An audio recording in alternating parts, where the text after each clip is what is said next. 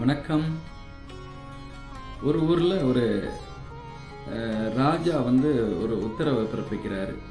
அதாவது அந்த கோட்டையின் வாசலை யார் திறக்கிறாங்களோ அவங்களுக்கு ஒரு ராஜ்யத்தை தரப்போகிறேன்.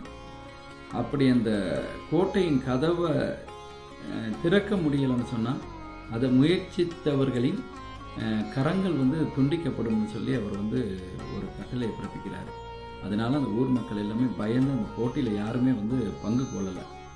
ஆனால் ஒரு இளைஞன் மட்டும் என்ன பண்ணுறான்னு கேட்டால், நான் எப்படியாவது அந்த கோட்டையின் கதவை திறப்பேன் அப்படின்னு சொல்கிறான்.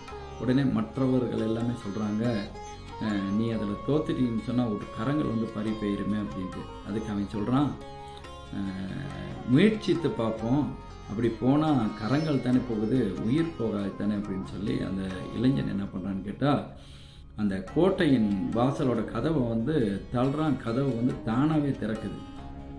ஏன்னு கேட்டால் அந்த கோட்டையின் கதவு தாப்பால் இடலை.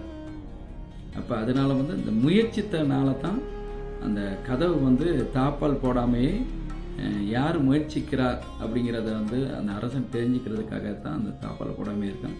அதே மாதிரி அவனும் அந்த கோட்டையின் கதவை திறப்படுது, ராஜ்யமும் அவனுக்கு கிடைக்கிது. அந்த மாதிரி நிறைய பேர் என்ன பண்ணுறாங்க அப்படின்னு கேட்டால், முயற்சிக்காமலேயே ஏமாந்துருவோமோ, எல்லாத்தையுமே இழந்துருவோமோ அப்படின்ட்டு எதையுமே முயற்சிக்காமே விட்டுடுறாங்க.